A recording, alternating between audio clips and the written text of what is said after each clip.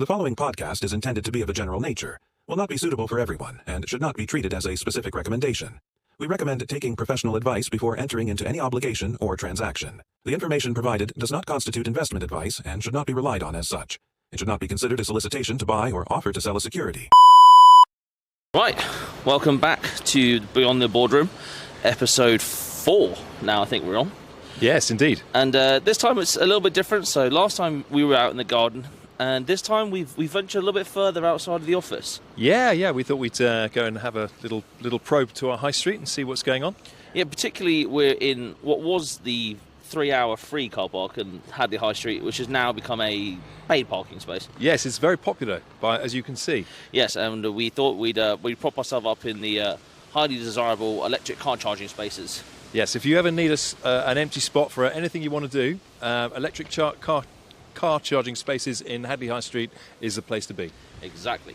And that kind of leads us on to today's topic, which is kind of around the death of the high street, or Indeed. Try and force survival of our local high streets particularly.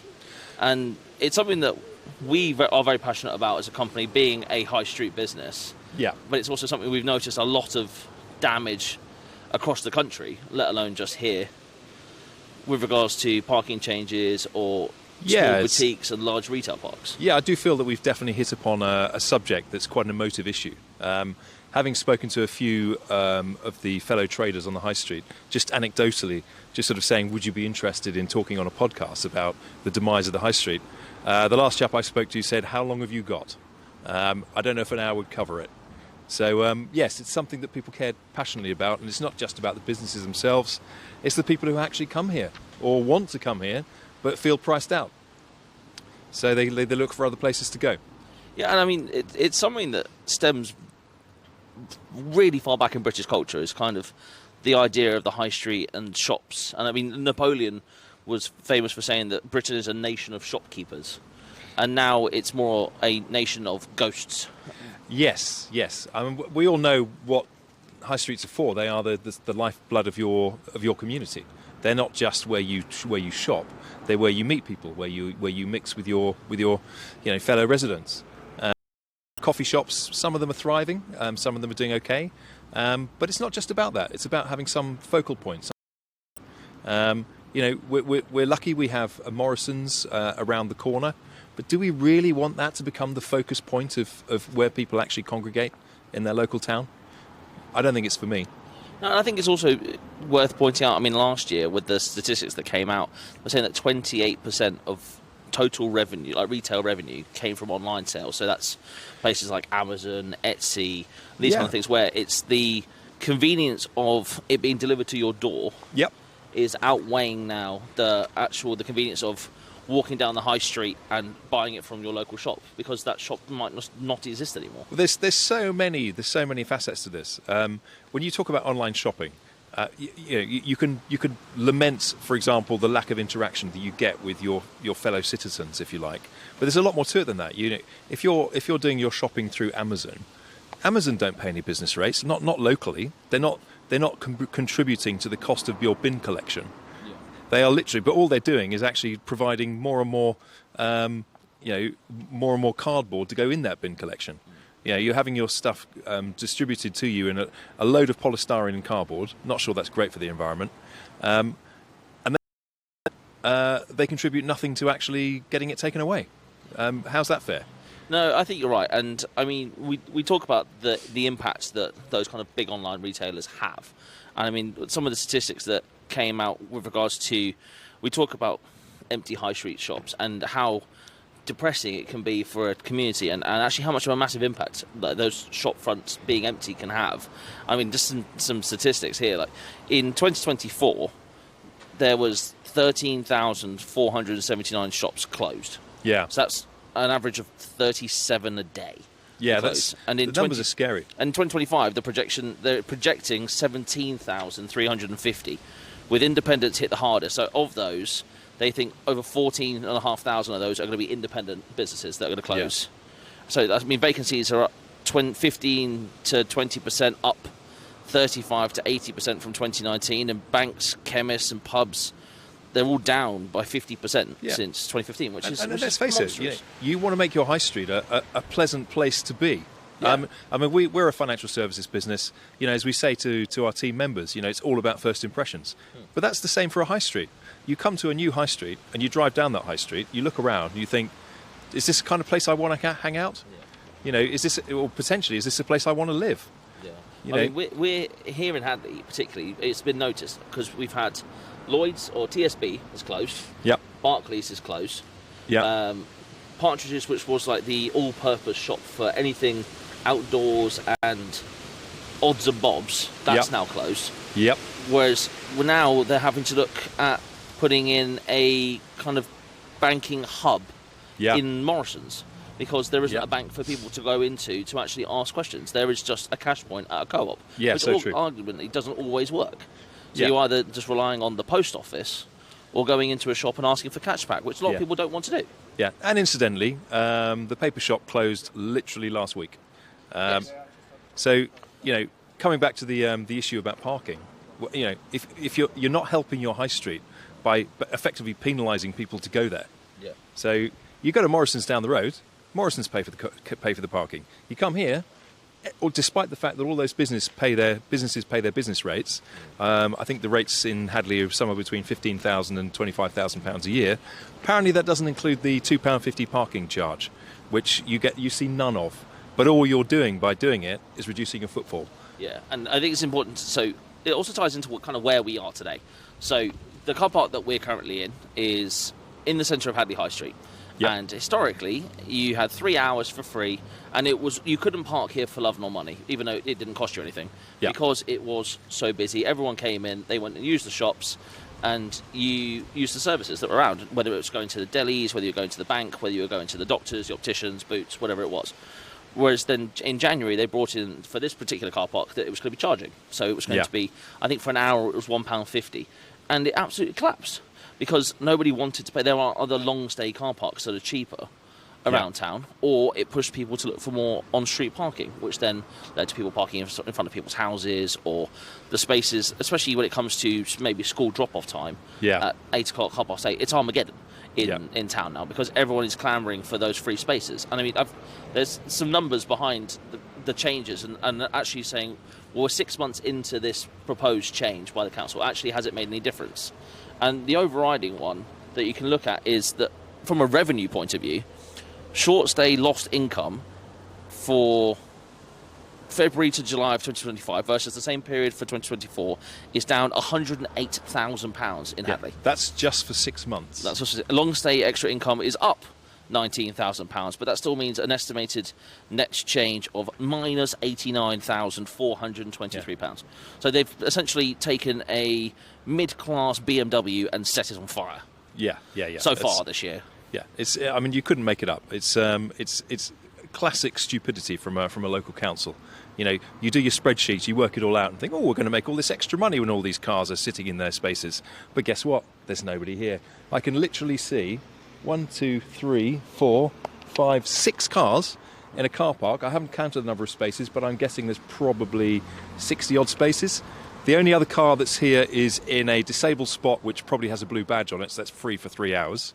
And there was another car here earlier, which was the lady who comes and checks the tickets to see if anybody's the council's own has van. somebody's not paid. Yeah. Who curiously has an electric van, which I've never seen actually being charged at the charging points. Probably because it's 48p per kilowatt, and probably a fraction of that if the lady concerned charges it at home. And she probably puts us on expenses anyway. I think that's a point to mention. I mean, there are a few businesses around Hadley who have driveways and maybe have the facilities to put in electric chargers, or people have their chargers at home.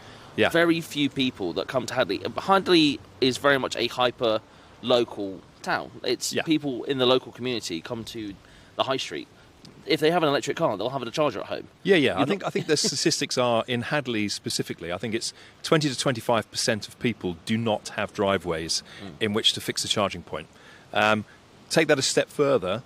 The actual electric charging, this is not hybrid, this is pure electric cars. The actual ownership is between 2 and 3% to a national average of about 5%. So basically, nobody almost nobody has an electric car, and inevitably anybody who doesn't have a driveway, I don't know the statistics, but I'm going to guess it's around about 0% of people who don't have a drive, the kind of people who would actually come and use an external charging point, charging 5 times as much as a private charger would charge. I think it's also to point out, I mean, like I said, we're currently sat in the electric car parking spaces, and we've been here for 10, 15 minutes. Yeah. There hasn't been one electric car pull into this car park so far. No, absolutely and there's not. 1, 2, 3, 4, 5. Well, we are taking up most of the space here, so that's probably why. Course. Yes, we So, have. We have taken up a quarter of the electric charge spaces. Yeah. But I would love to be proved wrong. If someone pulled up right now and wanted to park and charge their car, we would be thrilled. And I would love to talk to them about it. Because they would be the only person doing it. Full disclosure, by the way, I do have a Tesla. It's parked just up the road. It's on charge on my driveway, just so you know. You're really not helping. But we also found out so there's, alongside these electric charging spaces, there's also a few electric spaces opposite the Longstay car park up the road that apparently also have the rent electric car facility. Do you think we should go and have a little wander up there? I think we might have to in a little bit, just to actually find out, have they actually moved?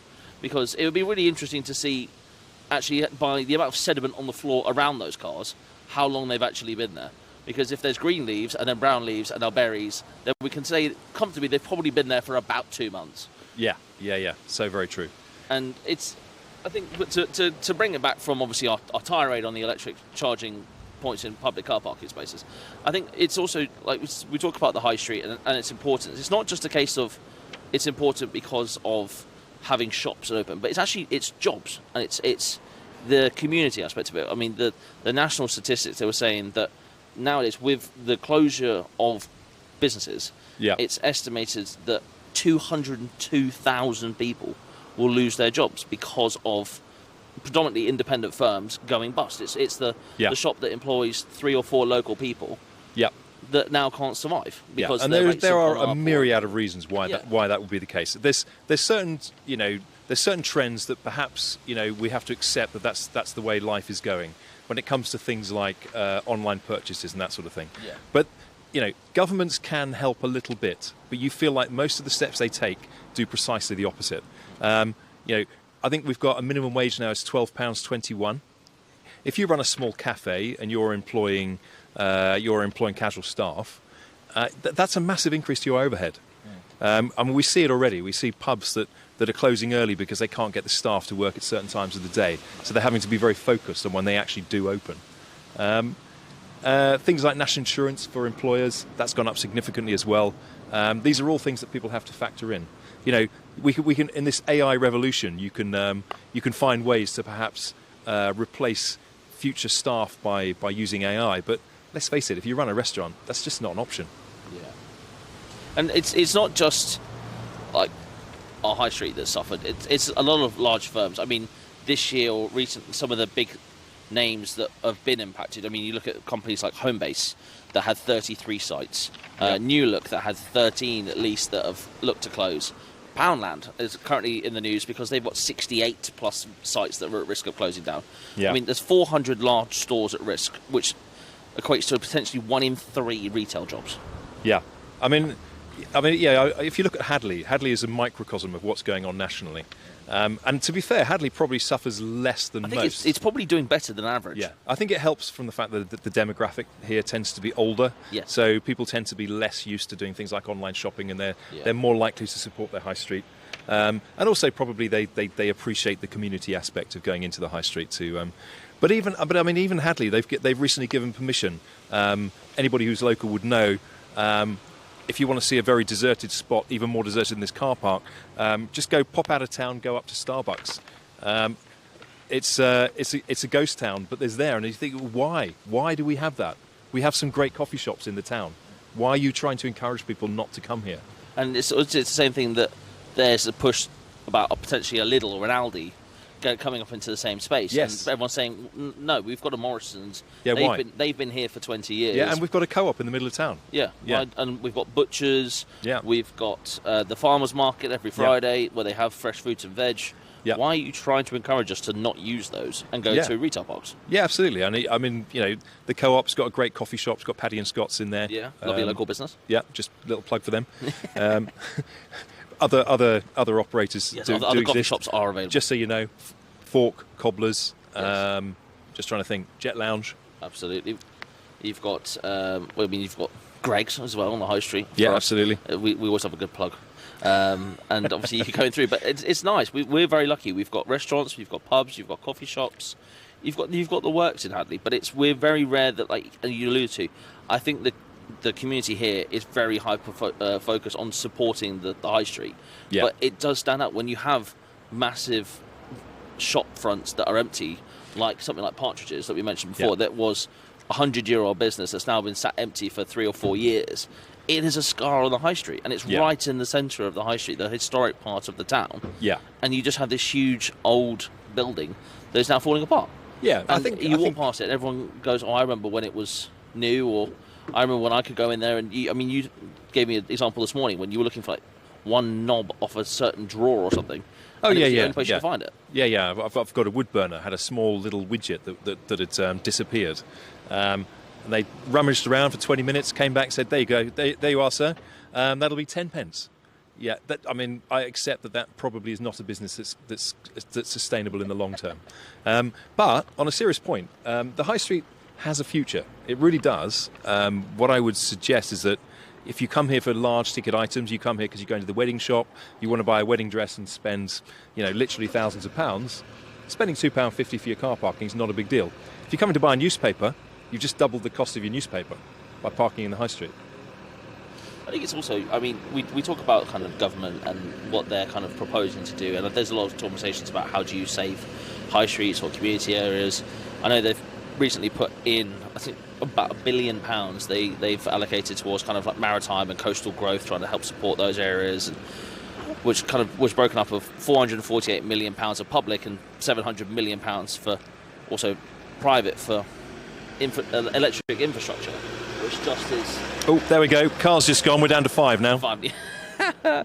And so there's a lot of these pushes are around trying to kind of regenerate these areas, but again, it's a very electric push. And we're just kind of looking at it, and why? There isn't the desire for it yet. Why are we pushing this electric agenda so violently? I think we can probably refer back to Mad Ed Miliband, but yeah, good question. I do not know. There seems to be a collective madness at the higher echelons of government that probably doesn't spend a lot of time in a high street. Let's be honest. Well, if you wanted to revive all of the high streets across the country to the point where they were thriving again, they estimated it would cost you £5 billion. How would they propose doing that? No idea. Is that just a lifeline? Is it papering over cracks? What does that mean? Are you paying for people's wages? I don't understand how you. I think the secret to reviving your high street is to make sure you focus on businesses that can survive it. Yeah. So what you're looking at is those businesses where it requires a physical presence. In other words, you have to go there. Yeah. So, the obvious one would be something like a hairdresser's. You can't get a haircut at home in quite the same way. Well, we did during COVID. It didn't end very well. Well, it didn't work well at all. We're still trying to grow those out. Yeah, exactly. It's never a good look. But yeah, hairdressers, coffee shops. And the other thing is professional services. Obviously, we fall into that bracket as financial advisors, but it also includes things like your opticians, your dentists, your accountants. We've got Vince Akivna just behind us, architects. Big ticket kind of items that you might spend money on, or you need to spend time there. They're the kind of businesses that will survive, and they're probably the future of the high street. I know. So we've got some kind of local spotlight facts as well. So we talk about Hadley and actually how it kind of bucks the national trend as such. And there's a few other places in Suffolk. One, for example, was like Bury St Edmunds, where actually their footfall compared to 2014 has actually gone up. Yeah. And Hadley is again one of those where it's the most it possibly can to survive, and that kind of pushes that resilience of small towns versus like national woes. Because we're a small town and a tight-knit community, are we more likely to use the high streets compared to a city like Manchester, where you've got I would say yes. Central Street, like massive amounts of shops, and there is more competition of the similar brand. And in here, we have maybe 1 or 2 hair salons, or there's 1 or 2 butchers. There's 1 or 2 news agents. You haven't got. Yeah, generally speaking, there are exceptions, but generally speaking, you go to a big city because you need to. Yeah. You come to a town like Hadley because you like to. Yeah, that's you know, true. it's a place you want to live. Yeah, I don't know. I don't know how we're supposed to save the high street. I know, obviously, give them their credit where it's due. The Hadley County Council or the Town Council are trying with events. I know, like we have the Hadley Show every year that we go to, which is brilliantly organised, and that brings in a load of people. And the brilliant part of it is a lot of the people that show and have stalls are local businesses. Yeah. So it's a very big advertising opportunity for them, and thankfully a lot of people kind of come in following that. They recognise firms and they come in, they see them, or they come and experience some of the delis or some of the restaurants that maybe have had stalls or coffee vans or anything like that. Yeah, and following on from that, Friday morning there's a market in Hadley which is very well supported. Yes, that's always busy. It brings a lot of people into the town. So if you ever come to the high street, Friday morning's probably the most sort of vibrant time to be here. But I think it also ties in because it's a historic town. It's always had a market square. Oh yeah. It's always had a thriving community. And again, this brings us back to, can historic towns adapt to this whole ever-changing electronic EV market? Or I mean, you know, it is a destination sort of town. I mean, we are one of the original sort of Suffolk wool towns. So I mean, there's a lot to see here. We've got the Guildhall, we've got the area around the church, which is stunning and really sort of unique architecture. So and so there's parts of Hadley that are well worth a visit. Yeah, and I mean, from your point, so you I think it's also important to mention you live on the outskirts of Hadley. I do, yeah. You're just around the corner, so this is your local town. If you need something, you come into. Yeah, and it's not just about Hadley; it's the surrounding area is absolutely stunning. I mean, it really is a beautiful place to be. But also, as a business owner in Hadley, as well as a resident, I mean, what's the kind of one thing? If you had a magic wand, what would be the one thing that if you could cast a spell and say, look, I think doing this one thing would help the high street significantly, what would it be? This one thing, I would reverse the parking charges for one. That would be my number one step. I think there's probably a case. There's been a lot of discussion about pedestrianising the high street, if not permanently, at certain times of the week. I think that's something that should be explored. Okay. One interesting thing is it's quite a traditional high street. It's just a sort of long road. So there isn't a lot of kind of outdoor space. I think one of the things I noticed, so you take Felixstowe, for example, one of the few positive things to come out of COVID is they actually enabled the local traders, so predominantly the restaurants and cafes, to actually use the outside space a lot more. That's something they could probably do a lot more here, I would think. Because we do have some outside space, but it's not used as much as it should be. And I mean, it's something you see a lot on the continent as well, where maybe Hadley itself is in the kind of chasm where we're sat in the middle of a loop right now. You've got the high street going down in front of us, and you've got a parallel road that runs behind. There's nothing to say you couldn't make it one way, and you could extend the width of the high street or the pavements either side and have outdoor seating out the front or pedestrianising parts of it. So there is a possibility of that. But again, I think that ties into, would that help the high street or would that kill the high street? Yeah, I think it could be. It's something that should definitely be looked into. I mean, obviously, I'm passionate about things like not increasing climate change levels and temperatures. Of course. But let's face it, we do have some of the best weather in the whole of the UK. Rainfall levels are really, really low here. So using outdoor space is, if you're going to start anywhere, here's the place to start. I mean, you might not be able to tell by this video or not. Actually, it was occasionally sunny behind the gale force winds that's going on, but hopefully you can still hear us over those anyway. But I think it is definitely one of those areas that, I mean, we've spoken to so many local people about Hadley, and the first thing everyone says is, I love living in Hadley. It's such a lovely place to be. Yeah. And you just want to protect those kind of places. There are so few and far between historic small towns that actually can survive. I mean, you don't have to go far in Suffolk alone, where you still have the same weather, where you've just got completely collapsing high streets. Yeah. And you're going to say we've added another car to the car park now. We're up to 8. We're up to 8 now. Are we? Is it that many? 1, 2, 3, 4, 5, 6, 7, 8. Yeah, you're right. Yeah, not bad. So we're at what, 16? Maybe 20% capacity of this car park. Yeah, just about. And a bicycle, of course. Yeah. Yeah, I think maybe what we should do is go and have a little wander. Go and have a little wander around the high street. We'll So have an explore and see. But it would be interesting to get your thoughts. Where, obviously, for the people watching and listening, do you support your local high street as much as you used to, or do you find yourself going online more?